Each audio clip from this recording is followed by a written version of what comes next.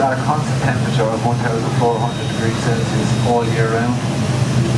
In January, it's going to shut down for 2 weeks, and it's going to take 1 week to cool down and for another week to heat back up to temperature. If you look at our craftsman here, he's blown the crystal through a blowing iron which has a stop valve to stop any hot air coming back into his mouth and burning him. The cast iron mould that you see will last up to about 50 years of use.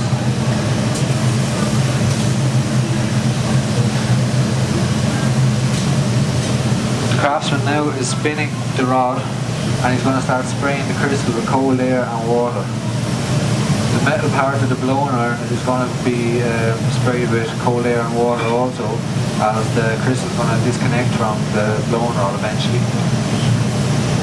If you look in the background, you can see the craftsman's rotating a piece of crystal in the portable furnace, which is also heated at 1,400 degrees Celsius. When he takes this crystal out, he's going to put it on his workbench, and he's going to use these wooden tools you see here to shape the crystal.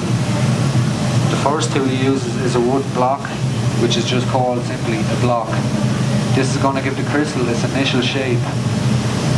Once he's done with that, he's going to reheat the crystal again, and he's going to use a divider which pushes the glass down to the bottom to give the vase its base.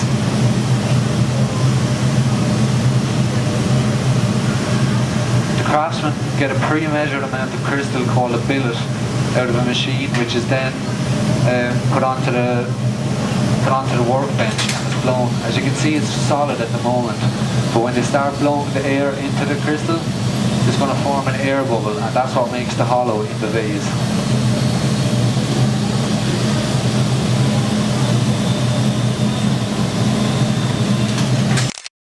So the blowing iron, when it comes out and it's cooled, it's called a cap.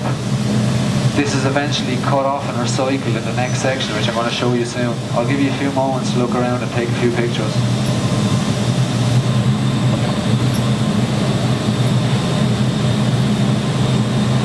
If you look to your right now, you can see the craftsman taking the glass out of the kiln. This glass has probably been cooled for 12 hours prior in controlled temperatures. If you leave the crystal to cool down in room temperature, the crystal will cool down too quickly and crack. 15% of all glass that doesn't make the cut is recycled back into the furnace.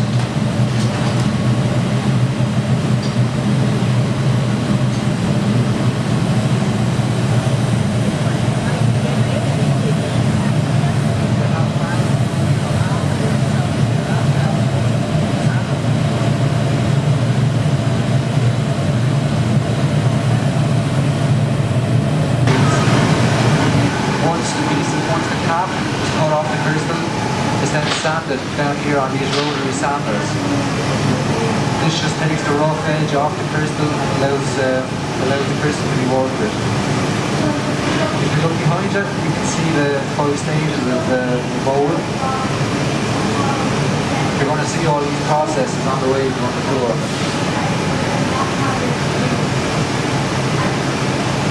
If you look closely, you can see the bevel around the ring.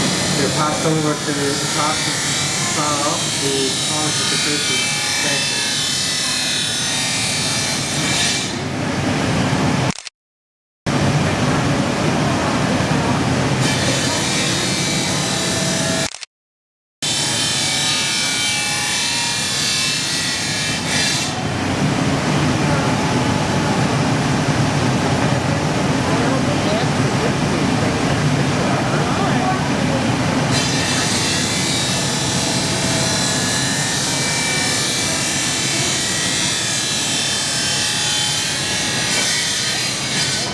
The wheels that the craftsmen are using are industrial diamond wheels, and they cut through the glass, through the crystal easier than most other substances. Once the cap is cut off the crystal, it goes over to this man over here who checks it for impurity. Impurity in the crystal will consist of explosions which are trapped in the glass, any rock particles that might have been passed through the furnace, and And if there are any wrong parts, it won't be replaced anymore.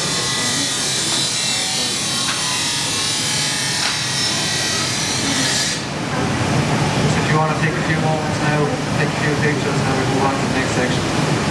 Sorry.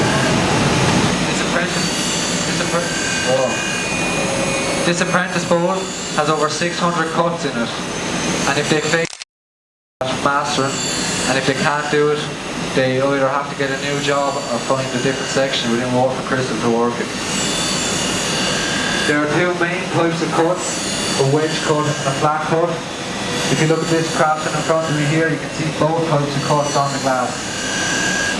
The flat cut is the cut that's in the middle, and the wedge cuts are the little notches that are taken out of the glass.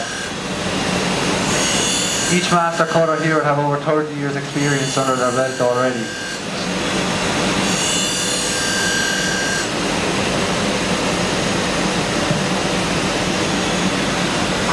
The wheels that these master cutters are using are industrial diamond, and they're lubricated with water while they're working, so the crystal doesn't become too hot and break.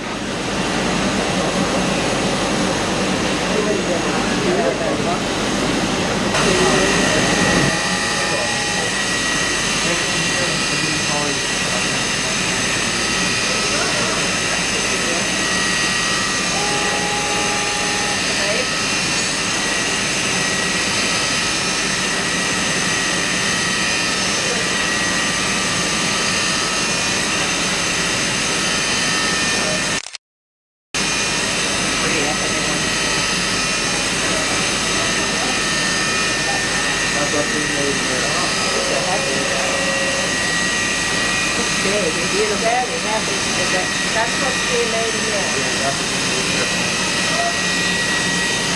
Look over here.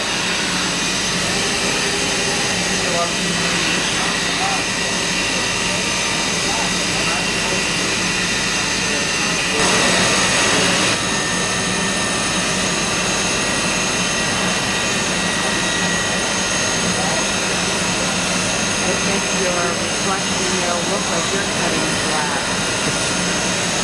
Just look, taking your job right there. Computer. Stop the computer. It takes 24 hours to program.